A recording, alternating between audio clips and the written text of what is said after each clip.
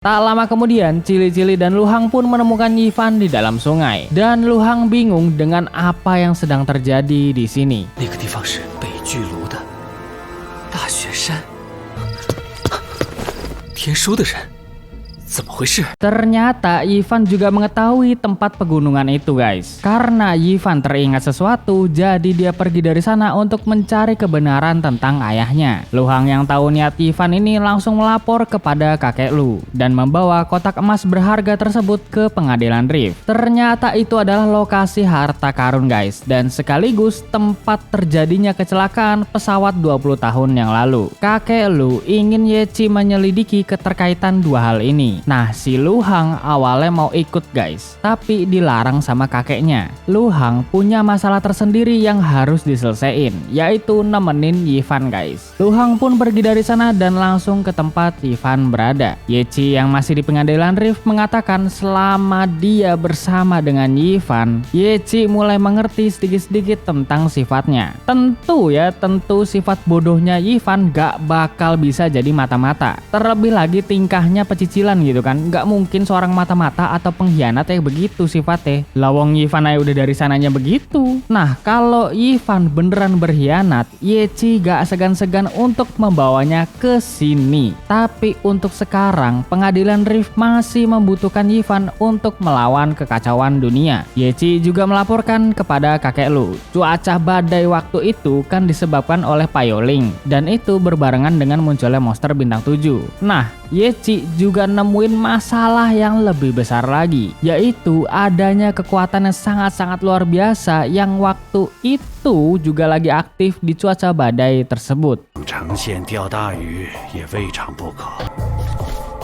Singkat cerita, Yifan udah sampai ke pegunungan es tersebut untuk mencari kebenaran tentang ayahnya. Dia bener-bener merasa familiar sama tempat ini guys. BTW dia sebenarnya kedinginan ya, tapi berkat kekuatan spiritualnya yang waktu itu sedikit terbuka, dia masih bisa bertahan dari cuaca bersalju. Tapi ya cuma sementara aja guys. Kekuatan asli Yifan ini masih tersegel soalnya. Di Tonghua ini nyebut kekuatan dalam diri sendiri atau kekuatan spiritual itu batu giok ya, tapi aku sebut kekuatan spiritual aja gitu, biar gampang dimengerti. Oke, lanjut kita ke alur ya. Nah, ketika Yifan menemukan lokasi yang bener-bener dia kenali, tiba-tiba tebing dan salju longsor dong.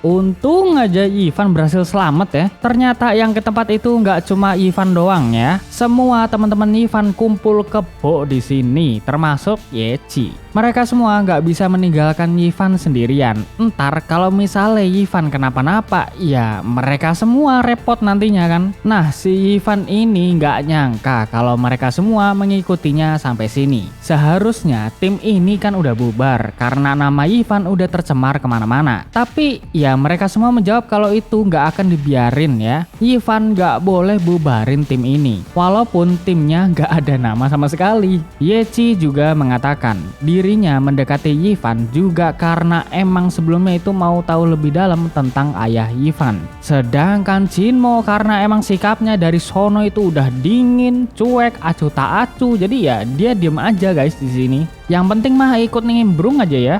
Halah, Sundere versi cool ini ya. 谢谢你们没有放弃我。我宣布，时空宇宙无敌战队全员到齐。 Lalu Yifan ini baru merasakan kedinginan karena udah mencapai batas kekuatan spiritualnya. Yang lain mah ya jelas santai-santai aja. Lawang kekuatan spiritual udah pada kebuka semua gitu. Nah, si Yifan ini tiba-tiba keceplosan kalau kekuatan spiritual aslinya tersegel. Loh, jelas pada kaget dong karena Yifan baru ngasih tahu ini sekarang. Yechi pun akan mencari tahu lebih lanjut tentang kekuatan spiritual Yifan yang tersegel itu. Kenapa bisa terjadi terjadi ya. Nah, Lu Hang ini menginterogasi Cili-Cili, tapi ya gitu kan. Cili-Cilinya nggak mau ngomong apa-apa guys. Dia itu masih nyembunyiin identitas. Kemudian mereka pun masih terus lanjut ngobrol-ngobrol guys. Dan Maya ini mengatakan kalau ujian kuliah arkeolognya nggak jauh dari sini. Tapi anehnya di tempat itu ada sebuah item drop dari monster yang biasa diburu para pemain Rift. Belum sempet jelasin lebih lanjut, tiba-tiba longsor kembali terjadi. 雪崩了！快撤！ Terlihat bangkai pesawat yang terkubur di dalam longsoran ini ya. Dan Yifan mulai mengingat sesuatu tentang masa lalunya di sini. Tapi tiba-tiba organisasi Payoling datang dan mengepung mereka semua. Nah, Yechi ini langsung bertanya apa tujuan mereka selama ini. Seharusnya keberadaan para pahlawan itu untuk menjaga perdamaian 3 dunia. Kenapa organisasi begitu ikut campur dengan semua ini? Lalu orang berjubah hitam itu mengatakan dia ingin membawa Yifan dan tujuan Payoling adalah menyusun ulang tatanan dunia dan membuat dunia yang baru. Menurut mereka, pengadilan Rift sangat-sangat gak berguna dan hanya memperbudak para pahlawan. Organisasi Payoling akan bekerja sama dengan para monster agar bisa membuat evolusi baru bagi umat manusia. Monster dan dewa iblis juga bisa mempunyai kehendaknya sendiri. Jadi, pengadilan Rift gak perlu ikut campur dan mengganggu urusan Payoling. Wah, jelas ini pada ngamuk-ngamuk guys, Yifan dan kawan-kawan ya. Sedangkan orang berjubah hitam ini menyuruh bawahannya untuk menangkap Yifan dan membunuh teman-temannya. Lalu pertarungan epik pun dimulai. 绝不允许你污蔑天书！ 这家伙针对我！你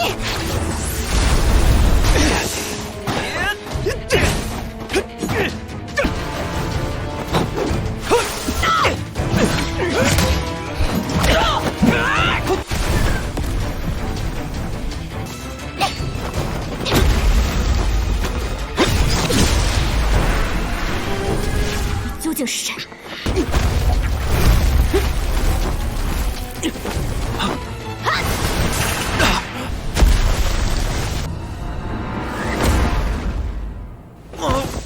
Ternyata orang berjubah hitam itu adalah Kaisang guys. Betul sekali ya tebakan-tebakan kalian di part sebelum ini. Nah, tiba-tiba organisasi Payoling memanggil Dewa Iblis Jenderal ke-9 untuk melawan para pahlawan dan teman-temannya guys.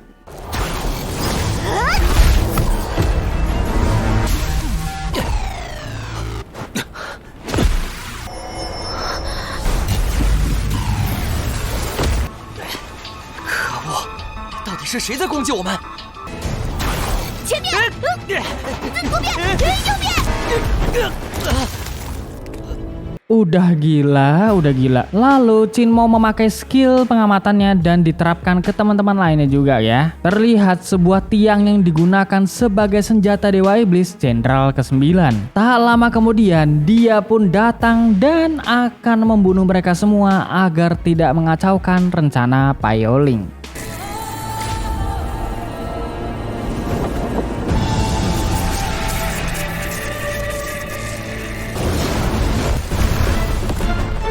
瞬间秒杀！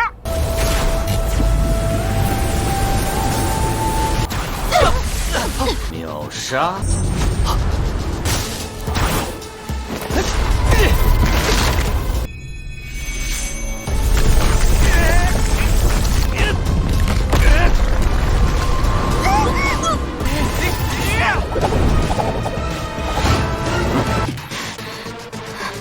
Sumpah ini berat lawannya guys. BTW aku tuh mau ngelurusin alur dulu ya teman-teman. Sebelumnya aku bilang kalau monster bintang 7 itu adalah peliharaan Dewa Iblis Jenderal ke-6 kan. Nah, ternyata salah ya teman-teman. Aku salah nangkep jalur atau alur ceritanya gitu. Monster bintang 7 itu adalah Dewa Iblis Jenderal ke-6 nih. Nah, si monster bintang 7 itu peliharaan Dewa Iblis Jenderal ke-9.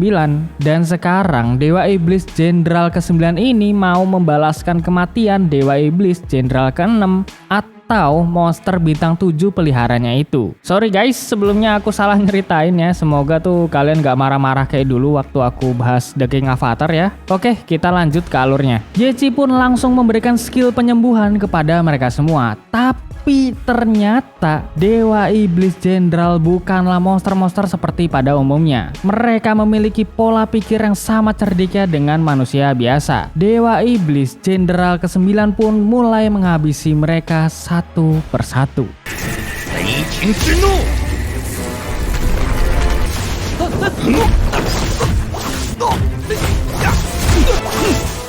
好快！